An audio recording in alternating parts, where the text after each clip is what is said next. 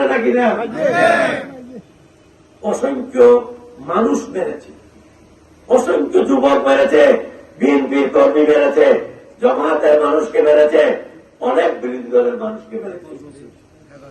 হেফাজতকে কিভাবে মেরেছে এটা বলা যাবে না। এই মহিলারও বিচার হবে, এই মহিলার বিচার হবে, বাংলার মাটিতে বিচার হবে।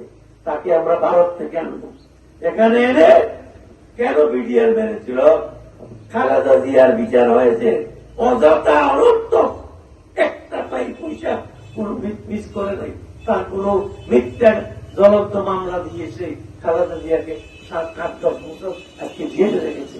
এই সরকার পরে বের হয়েছে।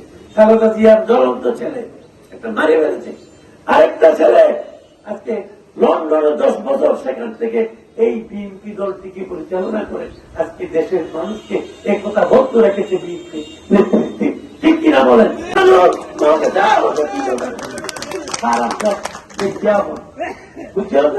বাংলাদেশের পানি ছাড়ি দিব, পানি ছাড়ি দিয়ে সারা বাংলাদেশ ডুবাই গেলে এখন এই শহর দেয় আয় এরকম আন্দিয়ম ব্যক্তি মানি তরিকে দেখতে মানুষ এখন দেন ওরেন দেশা কাতেসা ফেরা উনকা বলতা এখন অত অত দলীয় তাই বন্ধু হল আর থেকে সজাগ। আপনারা কত সুন্দর সাহায্য আমি করেছিলাম।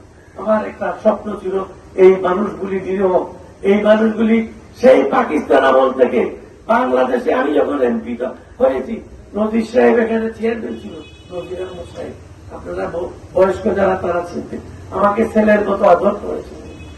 আমি এখনো তাকে বলতে পারি না। এখানে অনেকে আছে আমার মুরব্বী, নবী হোসেন হাজি মারা গেছে, আলী হোসেন হাজি মেম্বার ছিল, তিনিও মারা গেছে, বজরুল মিয়া কোথায় এজার আর কে এজার মেম্বারেরা মারা গেছে, সবাই মতলব ভাই মারা গেছে, সকলেই মারা গেছে। বলি অনেক মানুষ তারা আহা তারা কোথায় মারা গেছে, কোথায় আল্লাহ আমরা কোথায় তারা কোথায়। আমি তারপরেও এই শাহপুরের দ্বীপের জন্য আমার জন্মভূমির কথা আমি বলেছি। এই শাহপুরের দ্বীপের মেয়েরা কত কষ্ট করে যেত হেঁটে হেঁটে, আমি এগুলি দেখেছি।